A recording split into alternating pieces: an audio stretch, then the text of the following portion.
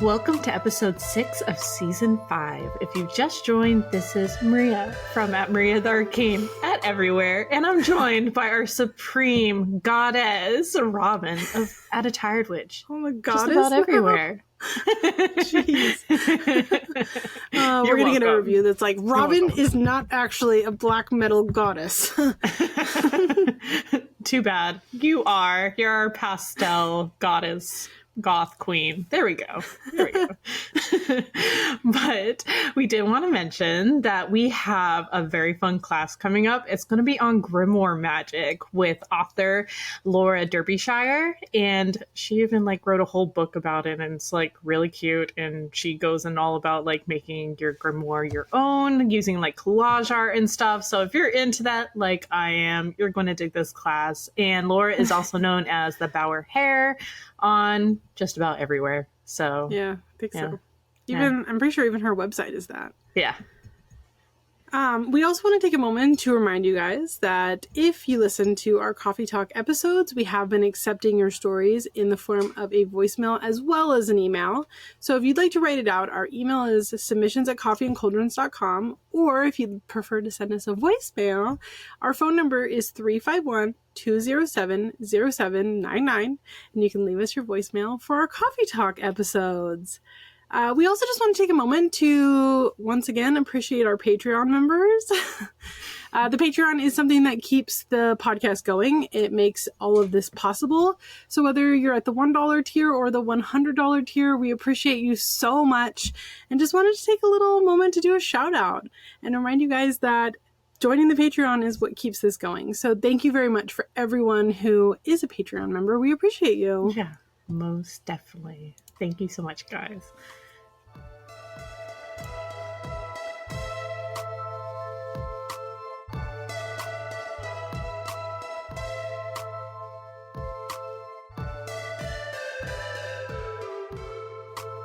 If you've just joined us this week, every week we talk about upcoming lunar phases and how you can utilize those in your magical practice. Now, this upcoming moon phase is on April 9th, and it is another one of those moon phases where it depends on where you live. So where I live, it is the new moon in Taurus. Where Maria lives, it's the new moon in Aries.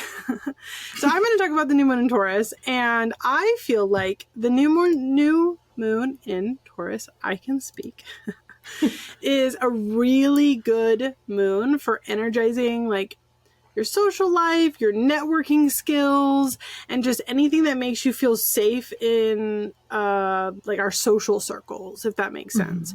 This isn't to say, of course, that you need to be honing in some sort of fire sign where you're the life of the party or the star in the room. But what it is saying is that if you are working at a job that maybe requires or is encouraged with networking skills, really good time to use spell working that is going to allow that to flourish.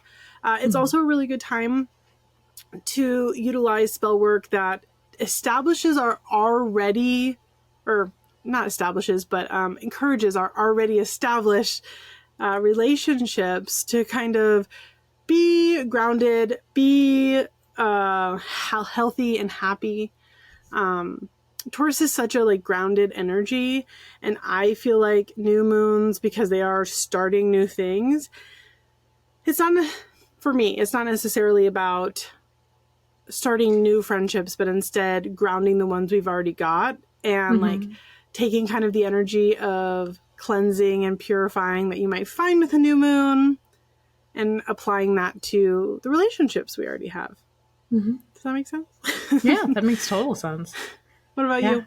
So for me, as Robyn said, that I'll be working with the new moon in Aries, and I'll be doing this on the 8th because the dark moon ends in the afternoon for me. So I'm I'll just do the new moon, and it's literally the day after my birthday. Mine ends at 3 a.m. Yeah. It's literally the day after my birthday. So I'm thinking about doing something super special for it. And I think it'd be fun to celebrate, being Aries and, exploring that energy a little bit more. But I think spell work wise, I think it's a great moon. Everyone tell Maria happy birthday. Thank you. I love birthdays. They're so much fun. I don't care how old I'll get. I'll be like 80 and be like, yeah, it's my birthday. Give me the crown. Anyways. But yeah, I think this moon would be a great time to set intentions for like, if you need help feeling like more in charge, or even if you want to start taking some risks. So let's say you want to take a risk and you just kind of need the confidence to do so. I think this would be a great moon to like kind of set the intentions to do that. And of course, have some fail safes in that spell work. So the risk is worth the, has rewards and isn't like, you know, something it doesn't go terrible. But yeah, that's just my opinion. That's how I will be utilizing the moon. I like it. Thank you.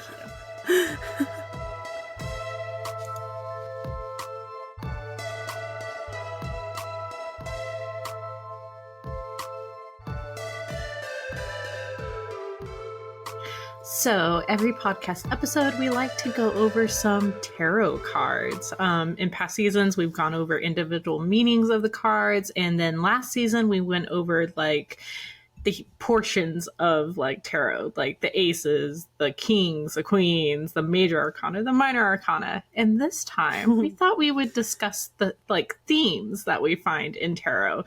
And I think it's just a real fun way to learn and view the cards differently. But yeah, we'll discuss like a particular theme and we'll both choose some cards out of that theme that we think fits. But so this episode, we're talking about being present and that showing up in tarot readings. And I picked, for my first one, the Queen of Pentacles.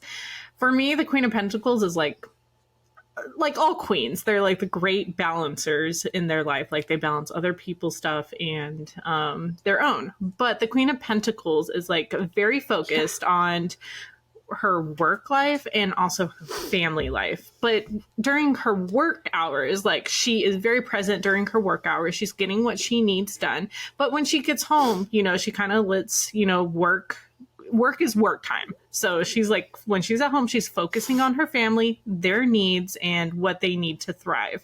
And I think that's, very important for all of us. It's really easy to fall in the trap where you're bringing work home, or I would say, we all kind of bring especially family those of us that are self-employed. It's kind of like being present when you're at home with your family is so important, and it's really hard to like, set those boundaries, but they're worth it. So you can be present with your family and enjoy it. Like ditch your phone for a little bit. But the next card I picked is the Knight of Pentacles, not Knight of Pentacles, the Knight of Cups. Anyways, the Knight of Cups to me is, as I've mentioned before in other podcast episodes, that the knights they show real world energy to me, like someone actually following through with something. And for me, the Knight of Pentacles is following through with what makes him happy. And for him, it's kind of like romanticizing his life and like being present in his life, if he finds the little moments because he's taking things slow, he's witnessing it. He wants to be happy and he's following through with being happy. And then my next card is the Two of Swords. I know that like some of you might be like, huh? What do you mean? This card's about decisions, but hear me out. So in the pic, in the illustration of the Two of Swords, she has like the swords crossed over. She is blocking out the entire world. Like she's just focusing in on herself. Like she's being present within herself and within her thoughts. And, that can be very important, especially if you're surrounded by, let's say, your family has like all these opinions about what you should do and all that. And you're just like bombarded with like all this information. You're just like, you know what? I'm going to take a step back. I am going to focus on it's also what a very I think I guarded need. card. Huh? It's also a very guarded card. Exactly. And with being guarded, we aren't hearing outside opinions. Exactly. And, that is a portion of being present. But how about you? What are your cards? So the first one I picked is the Three of Cups, because even though I feel like this card has some negative aspects to it, You see these three characters and they are living for the moment, right? They are dancing, they are celebrating, they are present. Maybe that presence is a little partying, a little reckless perhaps, but sometimes the biggest times you are present is when you are like celebrating and enjoying the company of others, right? The second card I picked is the Hermit. And the Hermit is such a, I want to call it a double-edged sword, because it is very much so a card of being present, but it's also that presence is entirely on our own. It's solitude. It's reading more books. It's introspection, etc. And I think some people sometimes forget how to be in solitude without being attached to something. So you have like your cell phone, your books, your computer, and you might be in the moment by yourself. But I think it comes with like a catch in like the modern times and modern society. And the Hermit is so much about having that solitude, but the solitude with introspection, that we aren't just kind of spending that free time distracting ourselves with mindless entertainment. It is about kind of internal betterment, you know what I mean? And that comes in a lot of different, exactly. And it comes in a lot of different ways for people. Like, no people are going to have the same kind of proactive rest. And so I think that the Hermit is such a healthy way of being present when that being present requires solitude. Because being present can also mean with your family, but in this case, it doesn't. Especially if you have small kids. And so on the topic of proactive rest, Four of Swords was the last one I picked. The Four of Swords is so much a card of like knowing when we need to like tune out the things that drag us down. So maybe that's your job. Maybe that's your family. Maybe that's friendship groups that require a lot of out of you, etc., etc. It kind of is applicable to each situation, right? But the Four of Swords is knowing when to like put that stuff aside for a minute and have proactive rest. And rest, again, looks so different for everyone. So that's going to be very fluid with the person. But I think being present, so much of being present in the year of our Lord 2024 requires knowing when to create a personal boundary between ourselves and the world around us. And when to not just like mindlessly scroll social media, etc., etc. And that's what the theme I was picking for my 3. Yeah, it's really easy to fall into that trap of just like mindlessly scrolling. It really is. And like the thing is, I don't blame anybody for that. I fall into that trap. Me too. I think we all do. And I do it all the time. Like we're human beings. I don't know about you. We feel like garbage. Like after, however long that we do it, we're like, why did I do that? Like I literally could have done anything else. I feel like if I sit there and scroll the internet for too long, like it really negatively affects my mental health. Like in a major way, especially as content creators. Like I'll see somebody whose video like had no effort, no thought, and it will have like 7 million views. And I'm like, why? Why is that? Obviously that's a little green eyes of jealousy kind of situation. So I'll take ownership for that. Cause I also definitely have low energy content all the time. I'm not sat on a high horse, but my point is that I feel like things like technology is such a gift and it's also such a burden. And especially like now that I'm a mom and I have a toddler who is telling me things like, don't be on your phone, mommy. That's a moment of self-reflection. So I don't know. That's what my focus was.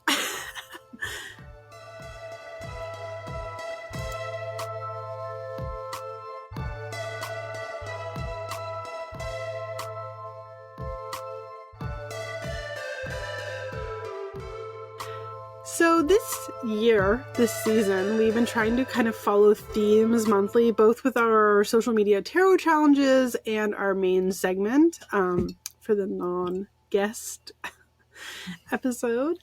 So if you follow us on social media, you probably already know that our theme this month is all about reconnecting with nature. So we thought that we would bring that on to the podcast in a non-tarot format.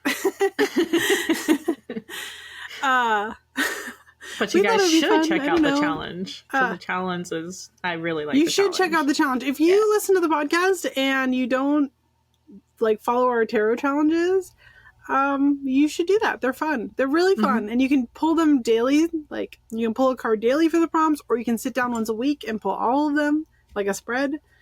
It's kind of up to you. Yeah.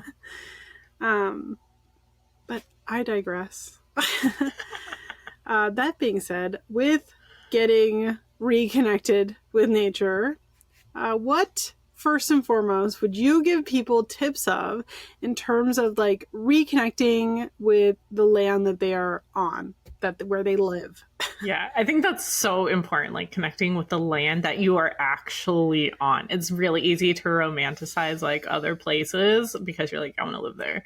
I want to be there. And, so much, if you're stateside, a lot of witchcraft, especially in books and stuff like that, can tend to be very Eurocentric. So it kind of leaves stateside. Witchcraft by definition is Eurocentric, right? Yeah. So it's, it kind of leaves us at this weird place where it's hard to feel connected with the land when all of your reading material and stuff like that is not the land that you are about, the land that you are on. So I think it's very important to go out and experience your local environment. Even if you're having difficulties like me, I have a lot of difficulties connecting with the land in South Carolina. It's very flat, at least where I live. And there, in the forest, we have it's very, very thick, underbrush. So going through the forest willy-nilly can be kind of impossible. So it, and of course all the politics and stuff are here, and it's kind of hard to differentiate the land that you're on and the people's actions and stuff like that. But I have worked very hard the past few years to differentiate those two aspects and connect with the land. And I do think I have a way better connection with the land by looking at local flora and fauna and discovering native plants and non-native plants, and just kind of exploring what they are and what they do, and medically, and if you can eat them and how they grow. And sometimes there's even folklore on the plants, which is really fun if you do discover that, because it's not all there's a lot of missing folklore and stuff like that because of Native Americans were, they hold most of the folklore for the plants in the area. And unfortunately, a lot of that stuff is missing. But yeah, I highly recommend that if you're stateside, colonizers. If you're stateside and you want to connect with the land, is to connect with the plants. And while you won't be able to find correspondences or folklore about specific plants, you can make your own by looking up the medical uses of the plants and looking at how they grow, the colors that the colors they grow as, I guess, and putting your own UPG onto it, which is what I do. But yeah, how about you? Yeah. Well, first of all, I love that advice. I'm going to be very annoying and plug last month's book club book from the Patreon again and remind everyone that Braiding Sweetgrass exists as a book. There's a lot of stuff in there that's very good that touches on this topic. So if you've never read Braiding Sweetgrass, I recommend it.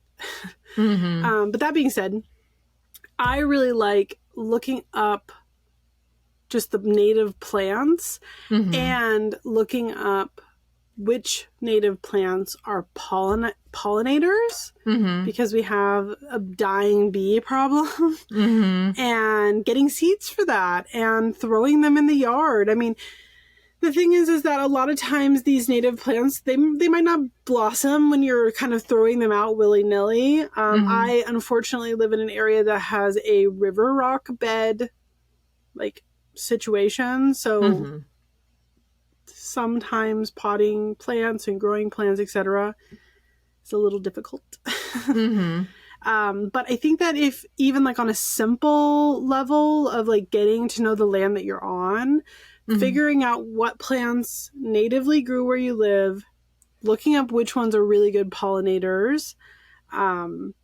and kind of building that relationship just like as native wildflowers like on your property. I live on a property that's kind of large. It's just the nature of living in the woods. So I have a lot more freedom to just like willy-nilly throw flowers around. But not everybody might be able to do that. And so doing it on a small scale, getting yourself a couple of small little pots on your balcony or in your small backyard and just planting a couple of native pollinators is really, I think, great.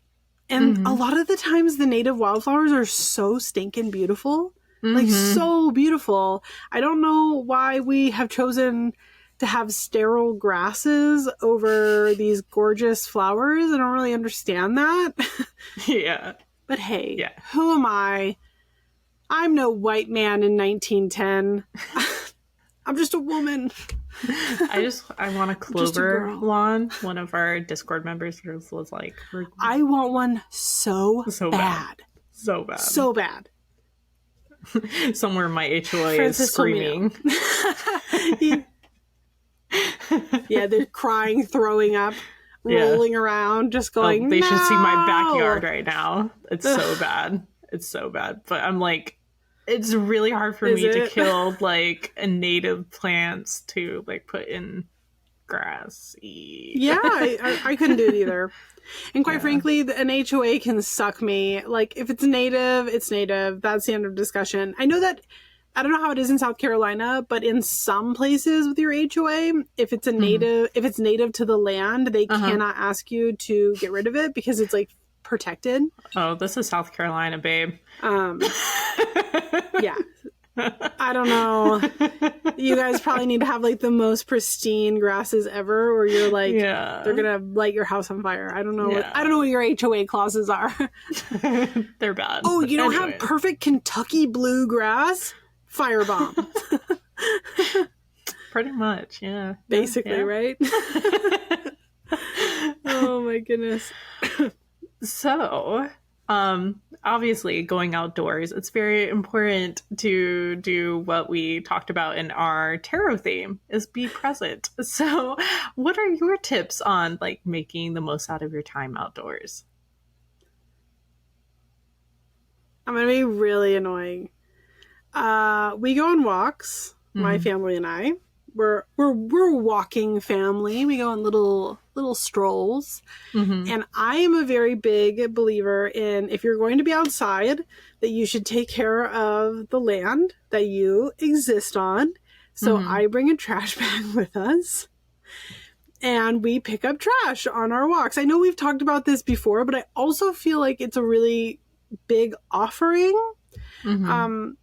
Which I know this isn't the topic that we're discussing today, but we've been talking about it a lot in the Discord about types of offerings and like how you kind of maintain a consistent relationship with offerings, etc. And I feel like taking care of your local just environment is one of the easiest and biggest offerings a person can do.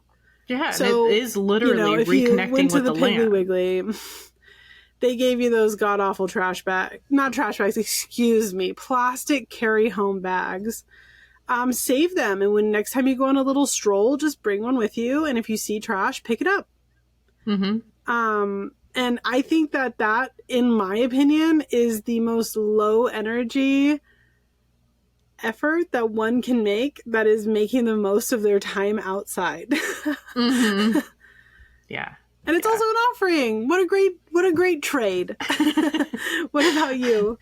For me, it's okay. I do bring my phone with me, but I do also put on screen time when I'm spending that very important time outdoors.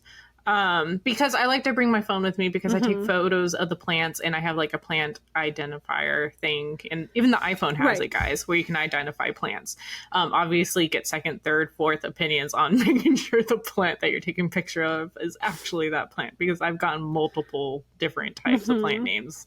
But anyways, yeah, but I think that really helps, like, making the most out of your time outdoors, because you're literally taking the time to learn the land, and you're interacting with it.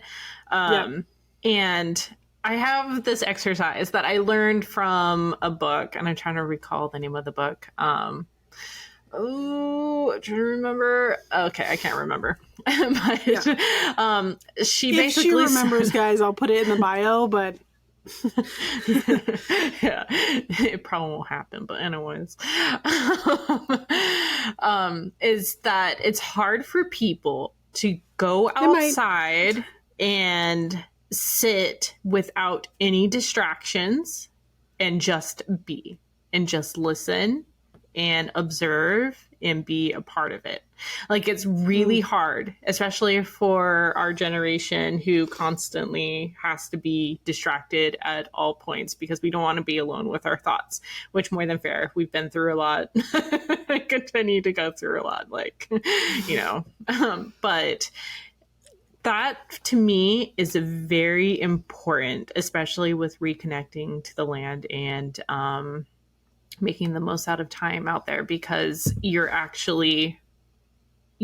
giving space for nature to just be and to observe it and to be a part of it, but not being, I think we talked about this before with like nature sits. Do you remember or tree sits, whatever they're called?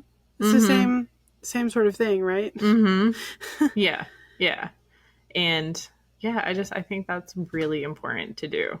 And to attempt to, like, if you have like ADD like me, start 5 minutes, give yourself 5 minutes, and then try to stretch it to 10 and just keep going until you're literally like, I can't do it anymore. And it's really funny how much that you do observe. And then you find, like, you know, animals just all of a sudden want to interact with you, or at least to get closer to you. And you witness things that you would not witness if you hadn't. But yeah. So, like, not to move us on to our next talking point, but I feel like that also is a really good way to connect you magically with the land as well. Because not only are you sitting outside, you're, like, embracing the flora and fauna, all that. You're also, like, building a connection with the animals, right? And even if, like, you're not going to be Snow White and do the ha and the bird, like, lands on your finger or whatever, like, them just feeling safe enough to be in your, like, general bubble, I feel like that speaks volumes. I really do. Like, your energy is connected enough with the land that the animals are not totally terrified of you to be, like, especially in South Carolina, to be in shooting distance. Right. But the vibes you're putting out, nature is vibing with. So I think it's a good thing. It is a good thing. It is, because you have built up trust. You're the one that does not disturb them, and they know that, and they recognize it. Especially if you go to, like, the same spot every single time, and you know of specific animals there. We got my dad once these little, like, handheld and wrist hummingbird feeders. Have you seen those? No, but I want I have seen them and I want one. Like, they're very cool, and he got one to land on him with one once. And that was like a big deal. That was a very big deal in this family. Everybody was like taking photos and was like, don't move, don't disturb it. I love hummingbird babies. I love them so very, very much. And what I think is really funny is, like, you know how, like, well, you know, but our listeners probably know that I'm from San Francisco, right? And I'm also very afraid of birds. Jot that down. You guys want to hex me? You go ahead and send birds my way. I think they're very shifty. And every single time that, like, pigeons would come sit on me or near me, I have this friend who'd be like, it means that they trust you. I was like, I wish they'd trust someone else.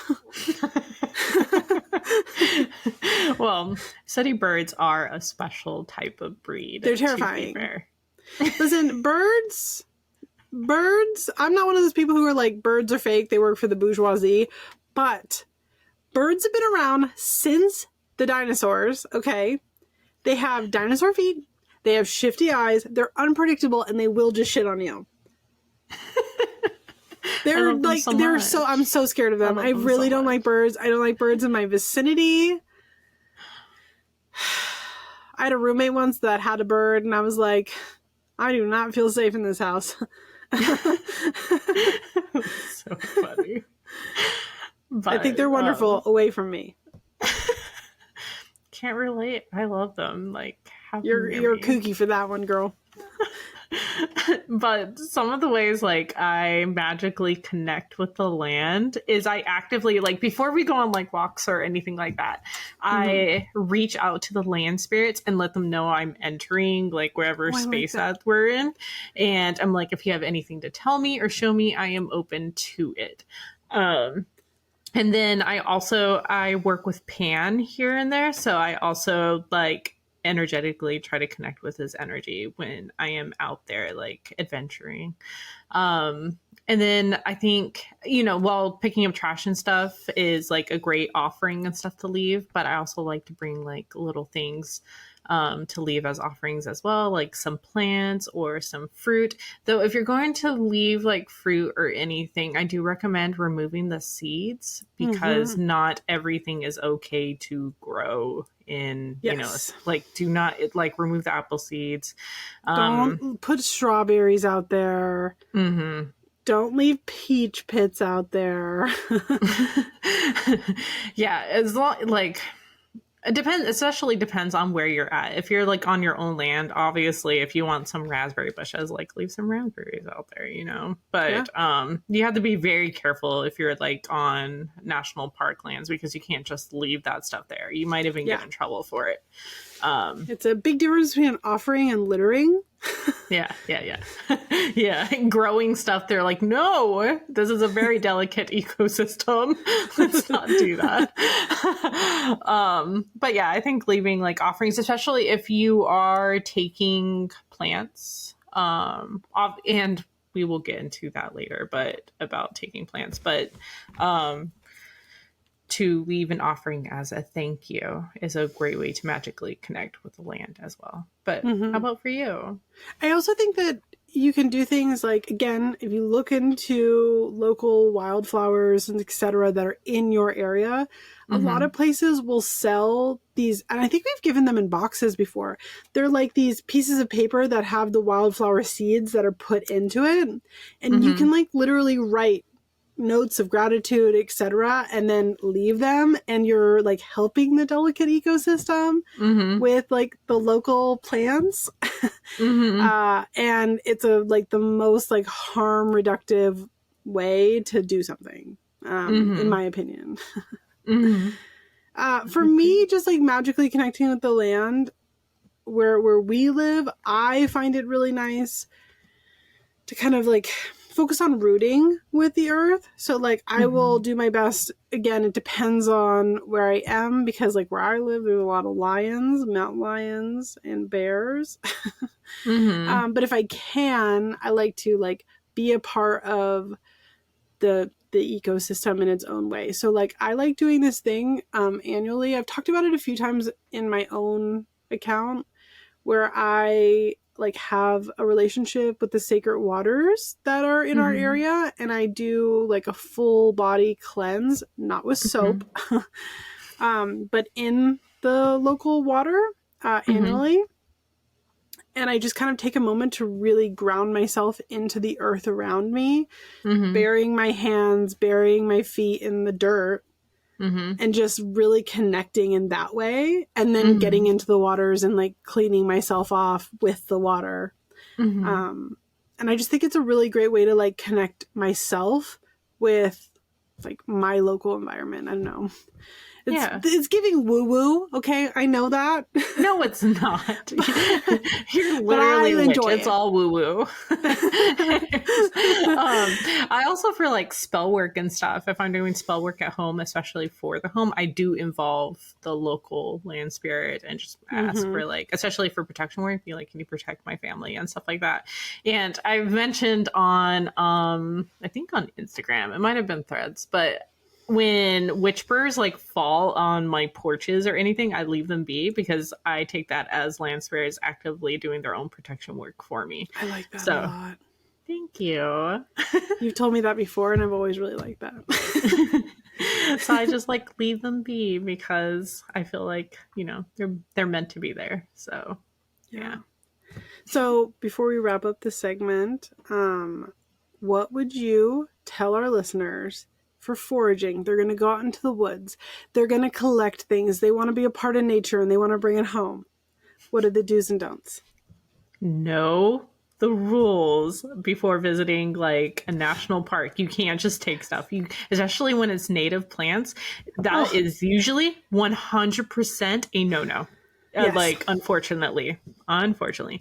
But it's important because, you know, especially you have like, unfortunately, you do have little kids out there, like they're just like willy-nilly picking like flowers they don't and stuff like that. Yeah, but you're an adult. So they don't need adults going out there and digging up the whole plant and using it in spell work, and ruining, as like we said, delicate ecosystems. You have to be very careful. But they're usually 100% okay with you taking invasive species. And they usually have like a day out of like a month that they just they ask for a group of volunteers to come and help take care of the invasive plants happening, so it can help the ecosystem. So you can always get involved in that and just like be like, I'm going to take this, I'm going to take it home, because there are a lot of unfortunately a lot of amazing invasive species that should not be here that you can use in like spell work and stuff like that. And like, oh gosh, what do we have here? Like, I'm trying to remember the name, but they're like pink puff balls and they are very invasive, but you can literally like use them for like love magic and stuff like that. And we have, what else do we have? We have like, they're called Youngin. I think I might be mispronouncing this, but they're like yellow flowers and stuff like that. And they're an invasive species. And like, you can use them for happiness spell work. And then we have like, I'm pretty sure henbit is also invasive and not native. I might be wrong. I have to look it up. But you can take a bunch of that because it just like fills your entire yard or like area and like dominates all the other plants. But yeah, there's so many amazing like invasive species that you can collect and you'll be helping out your local environment. So yeah. The other thing I would recommend, there's two things that I think is very important. One, Forager 101, never take the last of something. If you stumble upon something and you're like, wow, I found a thing and there's no others around there, don't take it. Mostly because, especially if it's native, it might be struggling to thrive in that area, etc. And taking it assures that it will never thrive. So don't take the last of something ever. Also learn the difference between types of plants before foraging them. So like, for example, there might be bushes. Well, bushes tend to grow rapidly. They tend to grow in excess, etc. So like, if you had shearing scissors and you took just like a little bit of it, it's not going to really hurt the plant. Where like a bulb plant, a plant that is like a tulip, a daffodil, dahlias, leeks, like things that have a bulb, right? If you cut it, if you take it, you've now killed that plant. It will not grow back. In most cases, I'm speaking very generally, of course, which is why it's important to look this stuff up. Because those sort of plants, they need to die on their own to be able to come back the next year. So these sort of things, it's important to look up. Even when it comes to like mushrooms, it's important to look up like what kind of mushroom it is. Is it invasive? Is it safe to handle with your hands?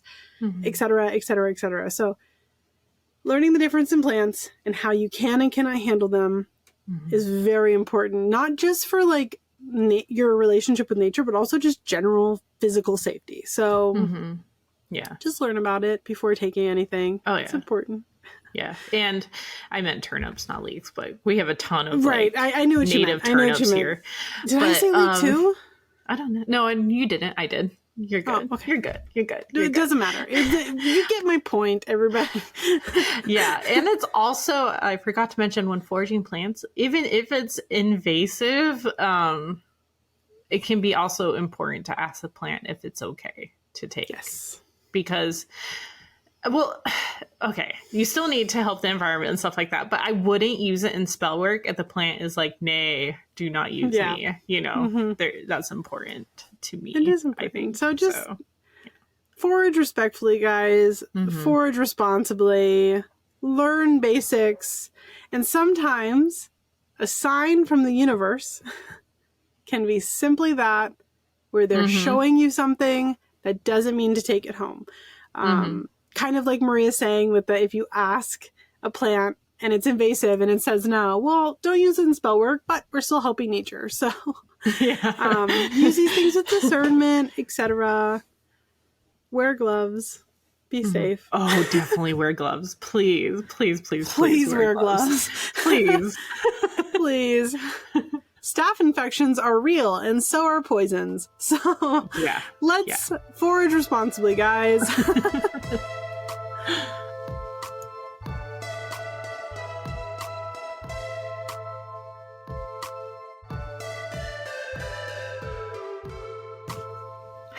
So, Robyn, what is stirring your cauldron this week? That is never not going to be funny. I reopened pre-orders. They're closed now. So if you're listening to this, this is not an upsell because you can't purchase it. But I opened pre-orders again for my oils, and they just closed like 2 or 3 days ago.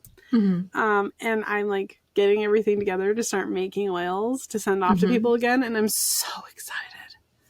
I'm genuinely so excited. I love your oils. I remember when you made them for Black Hat Magic. I know. You want to talk about a throwback. Yeah. For those of you who haven't been around that long, I used to be called Black Hat Magic, like 100 years ago. It was yesterday. It feels like yesterday. It genuinely does feel like yesterday. It does. Time moves so fast. Old. But I am really excited. I'm going to start making them probably tomorrow. And in making them, like, I'm just like really jazzed. Like, because we also have really good weather, which means I can set them in the outside altar before sending them off. So jazzed. I think it's going to be really good for you. I miss making things like oils. And like the thing is that I don't get enough consistent orders to justify keeping it up all of the time. So like getting to do these pre-orders are really fun for me because it means that like I can put it up and offer it to people, but I don't have to feel like I have to keep a certain stock in to have available on the odd occasion somebody will order one every few like weeks. If that makes sense. Like it's more work for me right now to fill a bunch of orders, but it's less mental load for me than keeping it constantly in stock. No, that's fair. Yeah, that's so fair. I really enjoy it. I am very excited to make them again. And yeah. I'm excited for you. Thank you.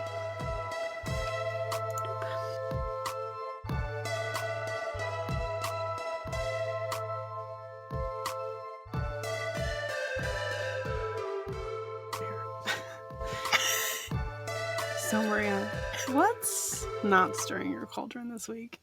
Why are you doing it through the camera? I don't know. I'm looking at the camera. What do you want from me? Please. I'm just a baby. It just makes it a whole lot more intimate, Robyn. I'm sorry. I just really want to hold your hand while I ask you what's not stirring your cauldron because I care so deeply in a romantic way.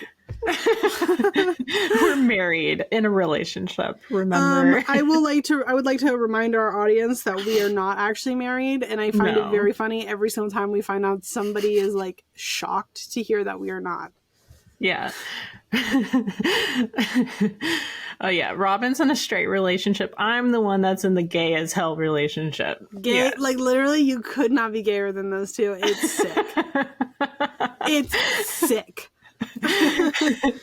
But anyways, what's not stirring my cauldron? Like, yes, I am going to complain about social media, but it's important. So Instagram's making it they're not removing hashtags, but they're removing like the most recent, and they're just showing like viral hashtags. And I don't know, like it's already been so hard to find community and to discover community because of the way social media has changed so much. And it just really sucks that you just have to hope that someone will come onto your like screen that resonates with you. You know, it's not like you can go to the hashtag anymore and like look up stuff that you're interested in and like find people that you're interested in. And I don't know, it's just kind of sad because if you go on to any hashtag right now, it's all memes. It's all memes. It's literally all memes.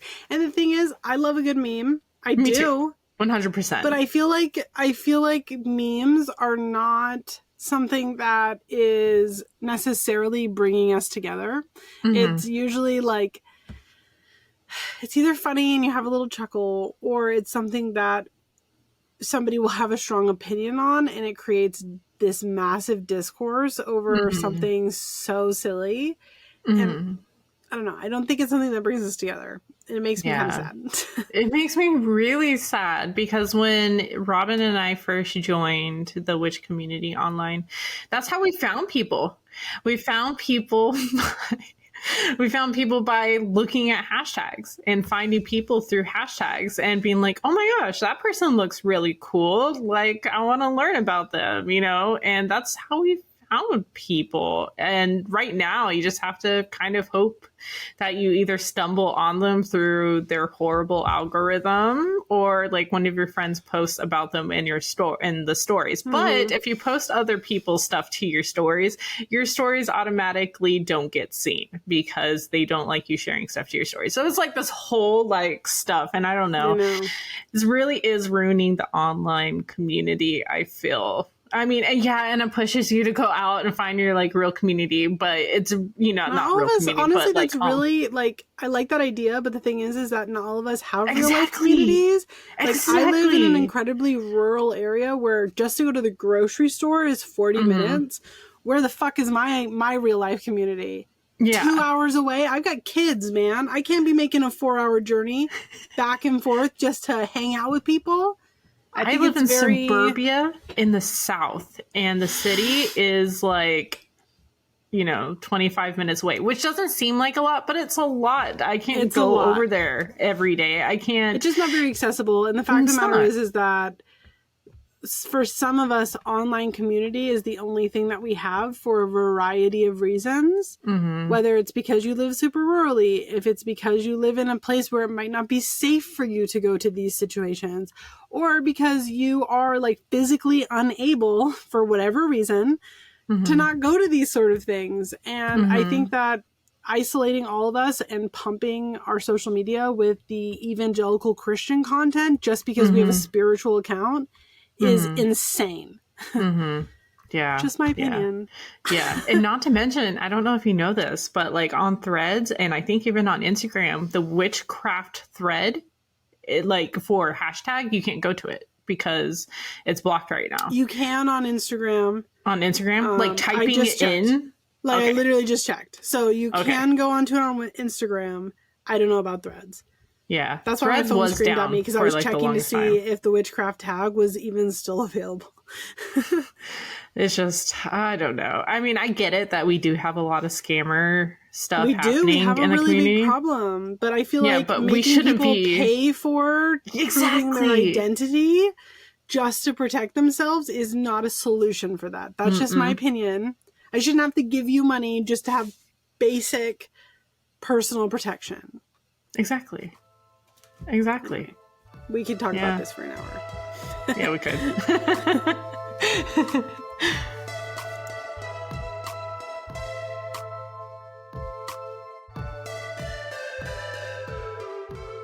If you just joined us this week, every week we talk about creators that we are loving right now.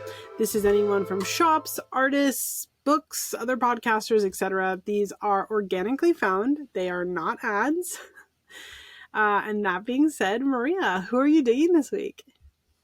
Okay, so it's actually a book that I got sent. Makes me so mad. And Robyn's gonna hate me. I am. I already know what it is, and I'm like, we just talked about this. It's The Hidden Meanings of Birds, a Spiritual Field Guide. There's nothing hidden about it. They're evil. Next question.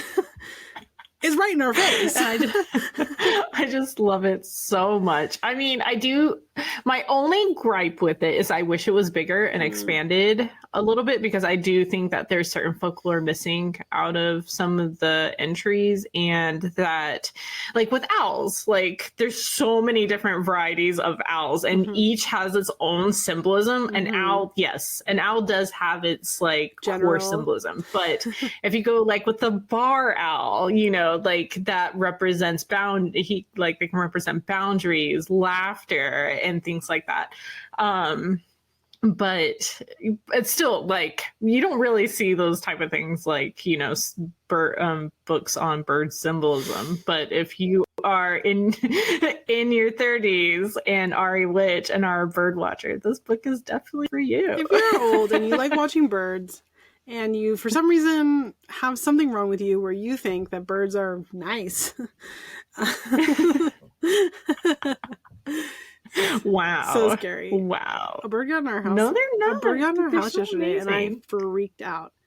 I was like, get it. Get the bird. Oh Safely, gosh. Obviously. I don't want any harm to come to the bird, but I was like, get it away from me. Get it out of my home.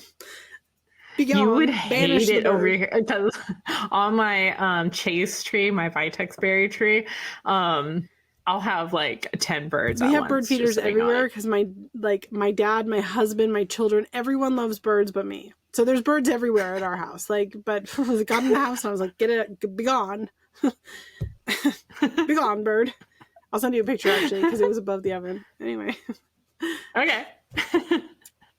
My choice this week is actually somebody that we've talked about probably in season 1, but a huge part of kind of what they're doing, how they're doing it, etc., has changed so much in the last 5 years. So much.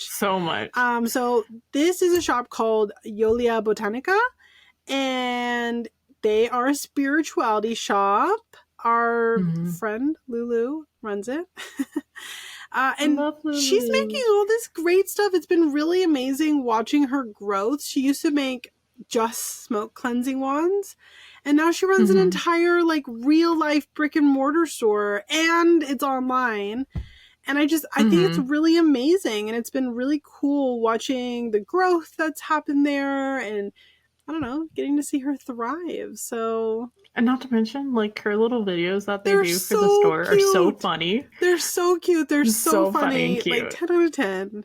I've really been enjoying it. I actually just DM'd her the other day, and I was just like, I just told her this outright. I was like, it's been really nice watching your growth, and I just want to see her continue to thrive. So if you want to support a small business that's also a metaphysical shop, get over there. Yeah, do it. Do you want to tell our listeners who are listener choices this week?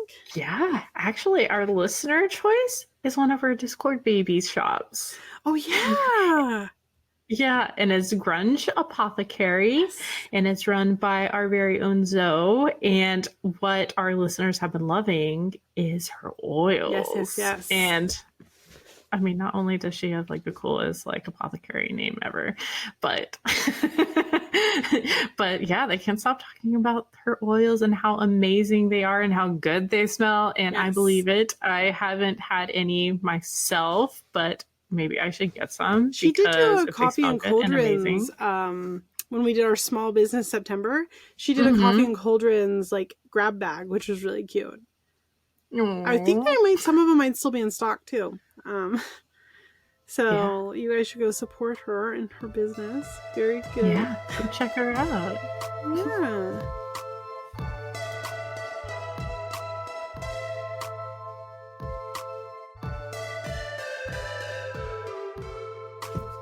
Thank you all so much for joining us this episode. We hope that we will see you again on Friday, April 12th for our Coffee Talk episode, or April 19th for the 7th episode of Season 5, where we will have a special guest. You can keep an eye out on our social media or head to our website, coffeeandcauldrons.com, to find out more information and just to see what we're up to. And don't forget to join us on April 20th for our class with Laura Derbyshire of the Bauer Hair for her class on Grimoire Magic. That is for the library tier and up, and it's also on Eventbrite if you don't want to join the Patreon. Yes, that was a really cool thing that we added because, you know, maybe you just want to be for the class and not join Patreon, which is fair. But it is fair. Additionally, if you do want to join our Patreon, Magical Beginnings, it offers a special 25-minute part 2 episode, a huge library of articles about witchcraft, a Discord community full of fun events and discussions, and we even have a tier that offers one-on-one conversations with Robyn and myself. But, I mean, guys, we have so many cool events that happens on our Discord now. 9 events scheduled for this month. 9.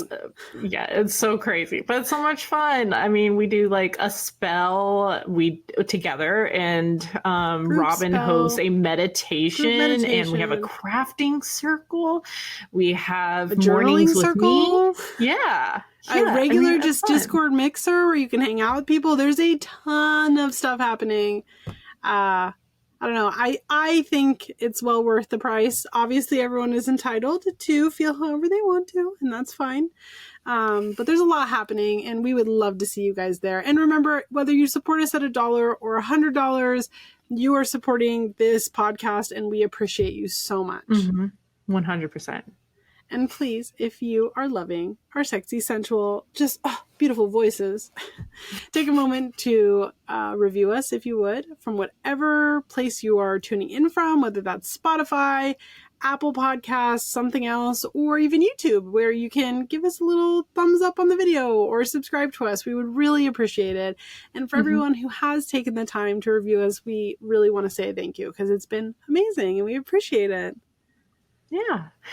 So, again, this is Coffee and Cauldrons with Robyn from At a Tired Witch Everywhere. And I am Maria from At Maria the Arcane everywhere. All right, ready? Yep. 1, 2, 3. Bye, Bye, witches! witches!